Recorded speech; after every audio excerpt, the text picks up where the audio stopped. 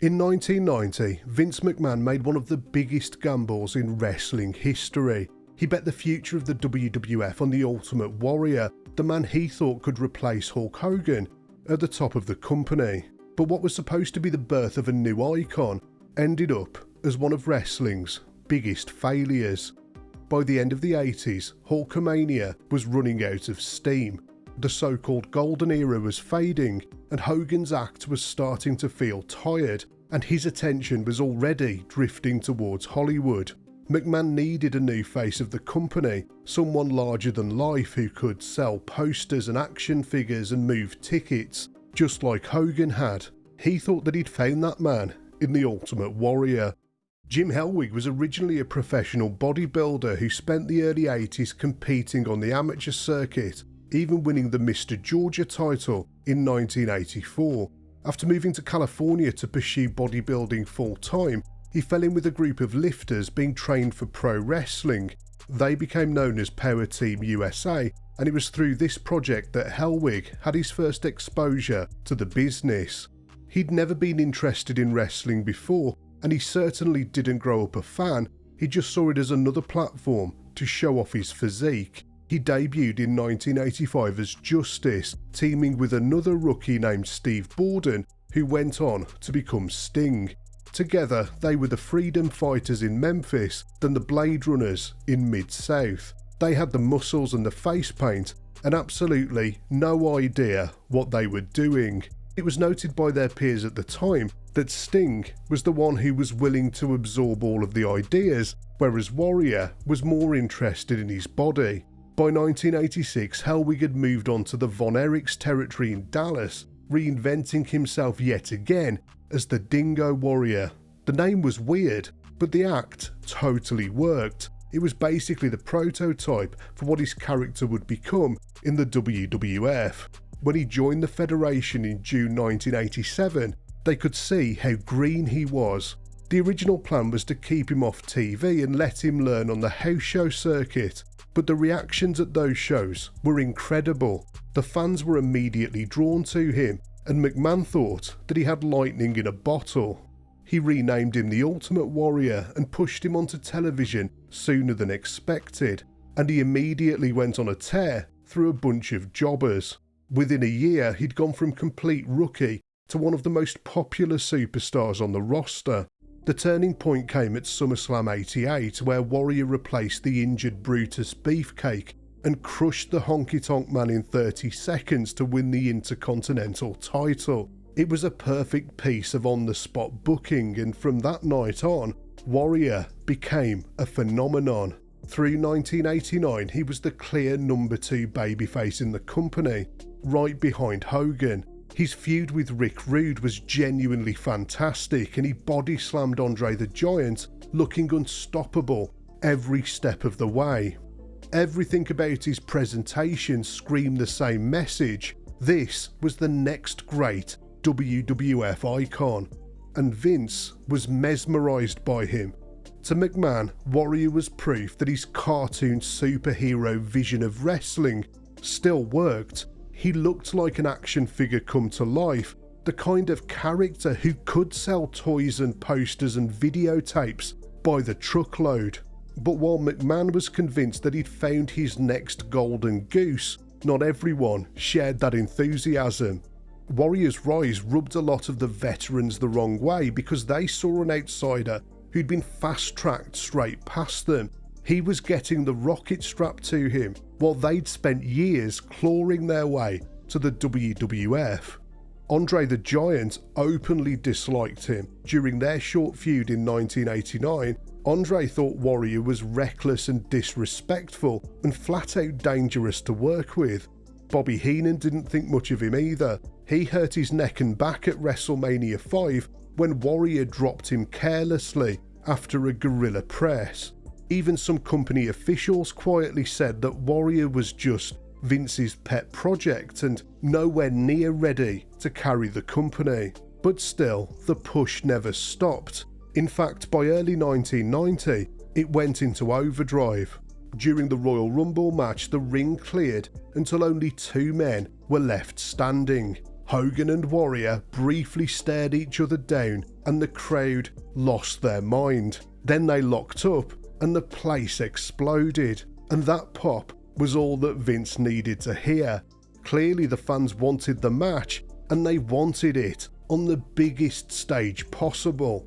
Within days, plans were set for WrestleMania VI, the Ultimate Challenge, a title-for-title main event between the two biggest heroes in the company. And the promotion for this thing was massive.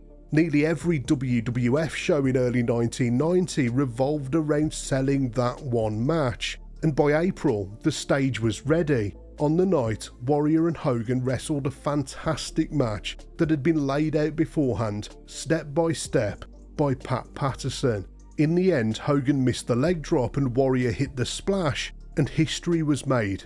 Hogan handed over the belt and a new champion was crowned. It was the perfect image, the passing of the torch, and for one night, the illusion worked. It genuinely felt like a new era had begun. But that WrestleMania magic faded fast. Within weeks, Warrior's title reign started to lose its glow. The company had built the perfect coronation, but they had no plan for what came next. They'd spent years writing around Hogan's charisma and his moral battles, and they'd taken for granted his connection with the fans. But now they had a champion who spoke in riddles and seemed to live on another planet. His first big feud as champion was against Rick Rude, the same feud that everyone had already seen. Their cage match at SummerSlam was very good, but it was Rude who was carrying the whole thing. It at least made sense to go back to Rick Rude because he was one of the few people who'd proven he could drag Warrior to a half-decent match that lasted more than 5 minutes, and not many guys on the roster had the skill to do that. But it didn't bode well for the future of Warrior's title reign. Meanwhile, Hogan was busy feuding with Earthquake, an angle where the big man had crushed him and put him out of action. It was a great bit of booking that was built entirely around getting the sympathy from the fans, as they sent him cards wishing that he would get well soon, and they couldn't wait for him to come back. Their emotional connection was with Hogan, despite him not being the champion, and that is the feud that most people remember from the summer of 1990, not anything involving the Ultimate Warrior. Hogan's time off was used filming Suburban Commando, but he still stayed front and centre of WWF TV. Even if he wasn't there, they were still talking about him. And there's a good reason for that, because neither he nor Vince knew if his Hollywood career was actually going to take off. No Holds Barred had come and gone without making Hogan a movie star, so there was no guarantee that this one would do any better. So Vince was playing it safe by keeping his name in the spotlight. At the same time, Warrior's presentation was starting to turn against him.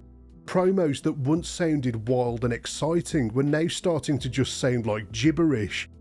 The WWF tried to humanise him by showing him with less face paint and giving him talk show segments, but it didn't help, and in the ring, things weren't much better. He struggled to go the distance in long matches, and his limited moveset was making every main event feel exactly the same. By the end of the summer, the reactions were cooling off, and at some tapings they even had to sweeten the crowd noise just to cover the silence. And the numbers started telling the same story. With Hogan as champion, the WWF could comfortably run 3 different house show tours all at the same time, and all 3 tours would normally sell out, but by mid-1990, that system was collapsing. Warriors shows just weren't drawing fans. The loop with Hogan and Earthquake on it was still selling out 10,000-seat arenas, while Warriors loop was barely filling half of them. Even TV tapings were struggling to sell out their attendances. Pay-per-view numbers painted the same picture. SummerSlam 1990, headlined by Warrior vs Rude in a cage, pulled roughly 507,000 buys, a steep drop from the 600,000 plus that Hogan drew in the main event the year before. A Saturday night's main event show built around Warrior as champion scored the lowest rating in WWF history on network television about a 6.7, which was down almost 30% from the previous year's average. And behind the scenes, Warrior's reputation was getting worse. He kept to himself in a private locker room and barely spoke to anyone, which didn't sit well with the rest of the roster. Pat Patterson later said that he found him stubborn and difficult to direct because he resisted advice and even refused certain storylines. And unlike Hogan, who always had time for his young fans, Warrior didn't care. According to Bret Hart, a terminally ill Make-A-Wish kid was brought backstage to meet him. The boy waited for hours, but Warrior never came out. He told staff that he was too busy, and the kid went home disappointed. By October, Vince started course correcting. He moved Warrior into tag team matches to hide his limitations and began planning to take the title off him. The solution was simple: get Hogan back on top with a flag-waving feud against Sergeant Slaughter, who was now playing an Iraqi sympathiser. At the Royal Rumble, Warrior lost the title to Slaughter after interference from Randy Savage. The finish did two things at once. It set up Warrior's feud with the Macho Man and cleared the way for Hogan to win the belt back at WrestleMania VII. From that point on, Warrior was used more like a special attraction, but certainly not the face of the company. Because Hogan had the instincts of a leader, he understood that being champion wasn't just about holding the belt, it was about carrying the company. And of course, Hogan was no saint, but he was reliable and diplomatic when it mattered. He did interviews and charity appearances, and he appeared on talk shows. He did whatever it took to sell the image of Hulkamania and the WWF to a wider audience. But Warrior just didn't have those skills. And despite his limitations, when the bell rang, Hogan could tell a story. He knew how to build drama and control the crowd, and he made every match feel important. Warrior had been built up to replace Hogan, but he just didn't have his magic. And to be fair to him, almost nobody ever did.